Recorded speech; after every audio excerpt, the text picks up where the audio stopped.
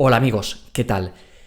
No me gusta hacer pronósticos, pero en torno a la ciudad o la zona de Kherson me están llegando noticias muy alarmantes sobre algo que se podría producir en los próximos días. Y quería compartirlo contigo más que nada para, digamos, porque me gustaría alertar al respecto de lo que estoy viendo. Esto desde la tarde de ayer. Voy a explicarlo un poquito. Tenemos la situación en torno a Kherson, ¿no? En el sur de Ucrania. Entonces, aquí vemos la parte sur de Ucrania, vemos Kherson, esta es la ciudad, ¿no? Y tenemos el río Dnieper, que viene desde arriba, ¿no? Es un río que atraviesa toda Ucrania, viene por aquí, ¿no? Y desemboca un poco más allá de Kherson. Entonces, los rusos desde el principio de la guerra prácticamente ocuparon la ciudad de Kherson y han ocupado la zona alrededor de la ciudad de Kherson y el resto del Oblast de Kherson, que ahora forman parte de la Federación Rusa, por lo menos según el derecho ruso, viene siendo ocupado por Rusia, ¿no? Toda esta zona. Los ucranianos llevan desde el principio de septiembre tratando de lanzar su contraofensiva en Kherson. Y han tenido muy poco éxito, ¿vale? El único éxito que han tenido es en esta partecita de aquí, ¿vale? Sería, si lo vemos más de cerca, vamos a verlo. Esta parte como gris, esta parte, aquí en las últimas semanas hubo una situación que duró como 2 días y los ucranianos hicieron este avance aquí. Pero aquí realmente no hay poblaciones, es una llanura y esto se podría defender, yo creo, se podría argumentar con bastante facilidad que los rusos cedieron este territorio para poder acortar la línea de frente y no tener que defender un frente tan amplio, sobre todo dada su situación de inferioridad numérica, ¿vale? Entonces, en general, los ucranianos han estado tratando de atacar a lo largo de todo este frente sin éxito y con muchísimas bajas humanas. Bien, se trata de una zona abierta, es una llanura, y no hay bosque, y eso significa que los rusos tienen mucha facilidad a la hora de usar la artillería para bombardear cualquier avance que intenten hacer los ucranianos. Y de ahí realmente el poco éxito. Y el éxito mayor que tuvieron en Kharkov, más allá de porque, digamos, la zona de Kharkov estaba peor defendida, también porque pues, hay zonas de bosque, etcétera, que digamos, facilitan pues el esconderse, ¿no? De la artillería. Bien. Esto que vemos aquí arriba... no, o sea, es el río, pero vemos que es muy ancho, ¿no? Y esta es la zona de la planta nuclear de Zaporilla, ¿no? Que fue tomada también por los rusos al principio de la guerra y que los ucranianos vienen bombardeando. Sabemos que fue ahí una inspección de la Organización Internacional de Energía Atómica, que, en fin, dijeron que se tenía que dejar de bombardear, pero no osaron decir quién estaba bombardeando, pero evidentemente... si está ocupada por Rusia, no son los rusos los que la están bombardeando, ¿no? Y ha habido también intentos como de cruzar con barcos por el lado ucraniano para tomar la planta, pero han sido repelidos.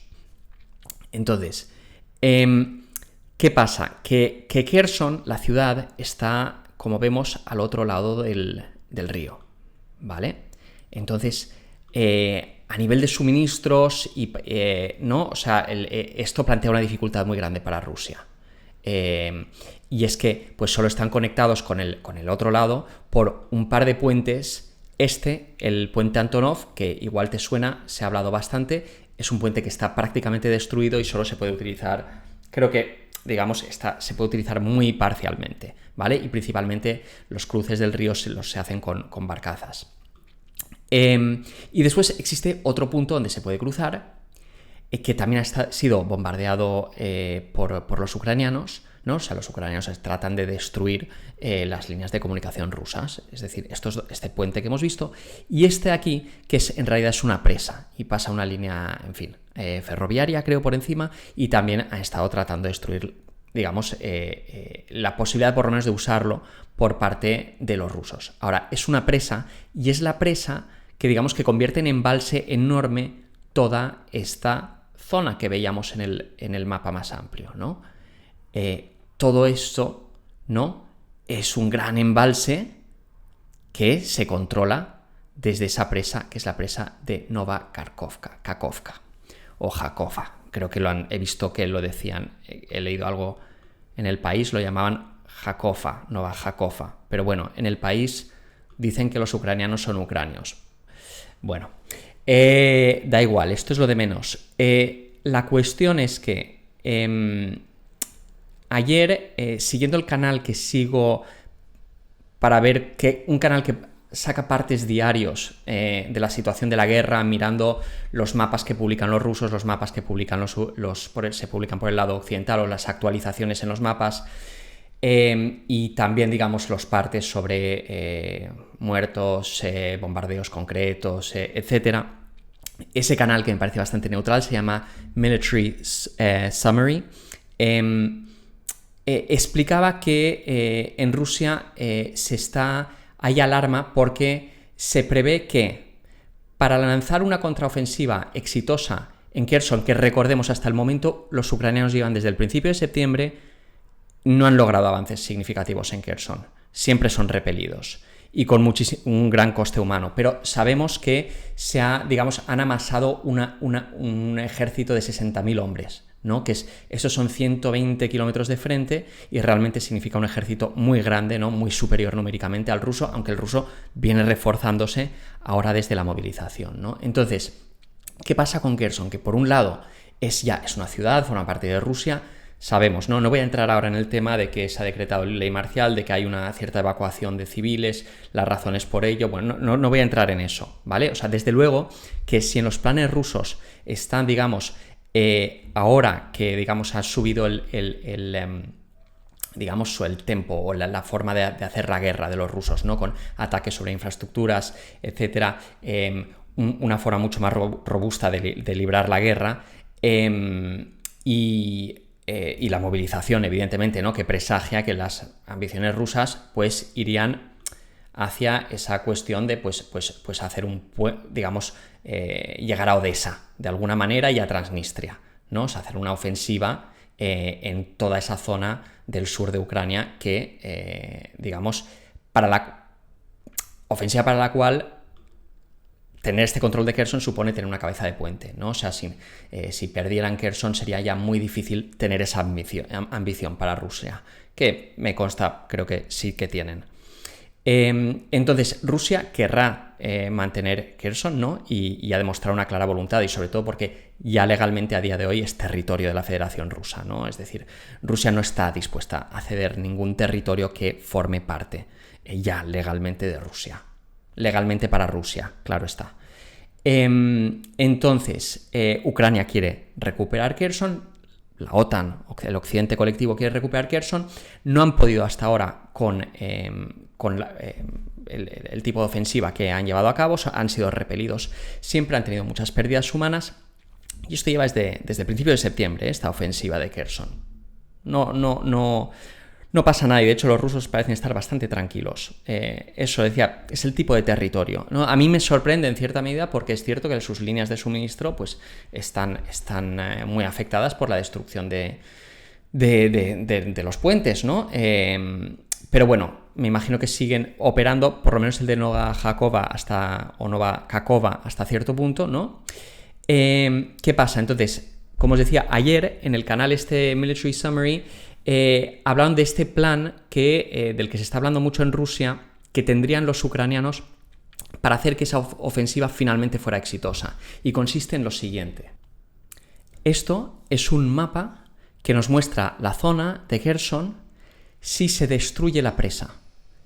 Y digamos que por el lado ruso se viene hablando de la posibilidad de que los ucranianos destruyan esta presa, sea con drones submarinos, sea con minas que lanzarían al embalse, el tipo de minas que tienen en el Mar Negro. No sé exactamente cómo funciona esto, no sé lo que cuesta destruir esta presa, aquí no entro, pero desde luego que por el lado ruso se está diciendo, esto es lo que ocurriría, toda la zona resultaría inundada, y la ciudad misma de Kherson resultaría inundada, y sobre todo en la orilla oriental, que es donde los rusos pueden tener sus posiciones protegidas de artillería para bombardear ¿no? los avances ucranianos, ¿no? Estamos hablando de que pues, es toda esta zona de aquí, desde aquí los rusos tienen posiciones seguras para bombardear a los ucranianos cuando tratan de hacer incursiones, ¿no? De avanzar en este territorio. Entonces, toda esa zona resultaría inundada, con lo cual los rusos deberían retirar, ¿no? Esta sería la inundación y sobre todo esta parte es de tierras, digamos, es más baja. Entonces, o bien, digamos, esa inundación barrería la artillería rusa, o si no fuera barrida, tendrían que retirarla, como fuera, a posiciones más atrasadas, y esto crearía la oportunidad a los ucranianos para, en ese momento, en una ventana de oportunidad que sería como unos 3 días, avanzar rápidamente hacia Kherson, con ese ejército de 60.000 hombres que ya tienen ahí, ¿vale? Entonces, los rusos se verían, claro, los puentes ya no tendrían digamos, las líneas de suministro totalmente cortadas y toda la zona inundada. Entonces, ahí tendrían una oportunidad excelente, ¿no? Los ucranianos para avanzar ahí. Otras consecuencias que tendría esto, pues una de las razones, quizá la razón principal por la que inicialmente Rusia tomó Kherson, fue porque a lo largo de los últimos años, desde Kherson, hay un canal de agua que históricamente da suministro de agua a Crimea. Y los ucranianos habían cortado el agua a Crimea, básicamente. Es agua que viene de ahí, ¿no? Que viene de la zona de esta presa. Entonces, si esta presa se destruye, el canal de agua que lleva agua a Crimea también se secaría, ¿no? Entonces esto sería un golpe muy duro para los rusos también a nivel operativo, o digamos a nivel de, ¿no? A nivel de que pueda funcionar Crimea como lugar habitado y en fin, como región de Rusia y como a todos los niveles. Es más, tenemos la central nuclear, que recordemos está aquí, y esa central nuclear necesita refrigeración. Si el agua de este embalse desaparece porque inunda toda la zona de más abajo, pues podría haber un grave problema para la central nuclear. Entonces, esto a nivel, digamos, de avance, de plan para que la contraofensiva ucraniana en Kherson, para retomar Kherson, puede ser un plan muy bueno. Para retomar Kherson y además fastidiar a los rusos en Crimea, y con la planta nuclear no sé ahí qué pasa. No, creo que está claro a quién le conviene destruir esta presa, que en estos momentos está bajo control ruso y que además sirve para el transporte, para la logística rusa. Si dentro de 2 días hay un atentado que destruye esta presa, los rusos van a tener muchos problemas. ¿Y sabéis lo que va a decir Occidente? ¿Sabéis lo que va a decir Occidente? Occidente va a decir, al igual que con Nord Stream, al igual que con los bombardeos sobre la planta nuclear de Zaporilla, va a decir que fueron los rusos. No solo lo va a decir, sino que ya lo está diciendo. Mirad esto. Aquí tenemos una noticia de ayer. Zelensky intervino en el Consejo Europeo. Intervino para decir que Rusia estaba planeando un ataque a la planta hidroeléctrica de Nova Kakhovka. Lo tenemos aquí en The Guardian, también se puede encontrar en El País. Aquí lo tenemos también en el New York Times. Zelensky alerta sobre los planes de Rusia de cargarse la mayor presa, una presa importantísima que inundaría el sur de Ucrania. Bueno, a día de hoy parece que inundaría parte del sur de Rusia, ¿vale? Entonces, Zelensky lo dijo esto en el contexto de una intervención en el Consejo Europeo. Y entonces os voy a leer el texto, lo tenemos aquí, esto es en la web del gobierno de Ucrania, está el texto de la intervención de Zelensky, también hay un vídeo por ahí. Pero si igual no me voy a molestar en subtitularlo, simplemente vamos al texto, ¿vale? Que lo tenemos aquí y lo tengo por aquí traducido. Tenemos información de que los terroristas rusos han minado la presa y los agregados de la central hidroeléctrica de Kharkova. Esa es una de las grandes instalaciones de energía. La presa de esta central hidroeléctrica tiene unos 18 millones de metros cúbicos de agua. Si los terroristas rusos hacen explotar esa presa, más de 80 asentamientos, incluido Kherson, estarán en la zona de inundaciones rápidas. Cientos de miles de personas pueden verse afectadas. El suministro de agua de una gran parte del sur de Ucrania puede ser destruido. Este ataque terrorista ruso podría dejar la central nuclear de Zaporilla sin agua para enfriar. El agua para la central nuclear de Zaporilla se toma del embalse de Kakhovka. Incluso el funcionamiento del canal, que fue construido para abastecer de agua a Crimea y que periódicamente, supuestamente, entre comillas, por el que se preocupa Moscú, será completamente destruido. Perdón, la traducción la he pasado por el reverso, no lo he comprobado bien. Vale, pero se entiende, ¿no? O sea, Zelensky les dice a los líderes europeos: Rusia va a destruir esta presa que va a destruir el suministro de agua para Crimea, que supuestamente preocupa a los rusos, porque a los rusos el suministro de agua para Crimea les preocupa supuestamente, les preocupa. A ver, Crimea es una región de Rusia con creo que 2,5 millones de habitantes. ¿No les preocupa el agua para Crimea? Bueno, en todo caso, ¿no? Zelensky está diciendo... Entonces, de nuevo, aquí, esto es como el Nord Stream, ¿eh? Empecemos por cui bono.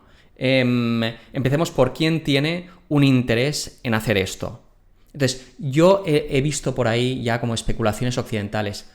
He leído en El País que decían, no, claro, como los ucranianos están avanzando muy rápido en Kherson, esto sería como una excusa para los rusos para retirarse rápido de ahí. No, los ucranianos no están avanzando en Kherson. Yo lo vengo siguiendo todos los días, desde el principio de sus primeros intentos, los primeros días de septiembre, nada. Los ucranianos no han hecho nada en Kherson, más que morir.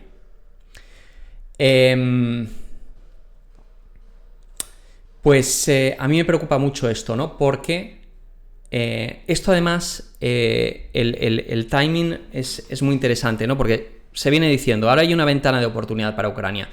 Parece que se cierra esa ventana de oportunidad. Se esperaba, ¿no? Después de la exitosa ofensiva en la zona de Kharkov, que avanzara, ¿no? La contraofensiva ucraniana, pero ha dejado de avanzar. Y ahora el tiempo empeora, ¿no? Y vienen los barros, y viene una situación más difícil para el movimiento de los vehículos, etcétera, ¿no? Una situación menos propicia a los avances. Y viene otra cosa, que son las elecciones americanas al Congreso y al Senado, ¿no? Las midterm elections en Estados Unidos, donde lo que se espera es que los republicanos van a recuperar mayorías en el Congreso y el Senado. Y esto va a cerrar la ventana de oportunidad, muy posiblemente, para el ala más bélica del Estado profundo americano, porque va a haber, digamos que Trump se opone a la guerra y digamos, hay una mayor oposición a la guerra en el Partido Republicano. Entonces, puede ahí que las cosas cambien, que Estados Unidos, digamos, tenga un repliegue. Entonces, es para todos los que quieren continuar con esta guerra por el lado occidental, desde Zelensky a todo el establishment del Partido Demócrata y del Estado profundo americano, británico, etc., una victoria simbólica, una victoria importante ucraniana, que sería retomar la ciudad de Kherson, podría, digamos, significar, vale, o sea, no estamos simplemente tirando el dinero, sino que los ucranianos sí que pueden hacer algo, vale la pena seguir apoyándoles. Eso podría tener un efecto en las elecciones, ¿no? Podría tener un efecto. Creo que son el 8 de noviembre las elecciones, o sea, queda, digamos, por un lado, tenemos una ventana de tiempo que se va reduciendo porque estamos en otoño y por el cambio del clima y por lo que supone en términos del territorio.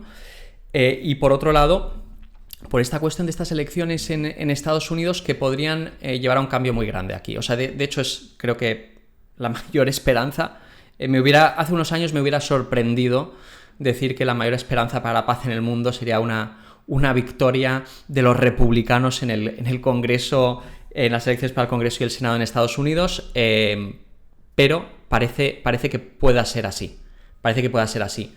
No sé yo, a lo mejor después llegan al poder y también están financiados por la industria armamentística, etcétera, y hacen lo mismo que los otros. Esto, sería lo más habitual, lo más esperable, pero quizá no, veremos. Entonces, quería compartir esto con vosotros. No sé qué piensas tú, por lo menos espero que si no estabas al tanto, ahora sabes algo de lo que no se está hablando por ahí y tienes como algunas claves para interpretar lo que pueda venir en esa guerra en Ucrania en los próximos días, ¿no? Muy atentos a esta situación de la presa, si hay un intento de volarla. No sé cómo se hace esto, si hay algún atentado como de suficiente entidad como para crear un boquete y después ya el resto se viene abajo, ¿no? Entiendo que esto no es un atentado, no es algo que se lanza algo desde arriba, sino que tendrá que venir como lateralmente, ¿no? Desde el agua. Vale. Pues nada, lo dejo aquí, ponme un me gusta, suscríbete al canal, comparte el vídeo si te ha parecido interesante y nada, buen fin de semana. Venga, chao, chao.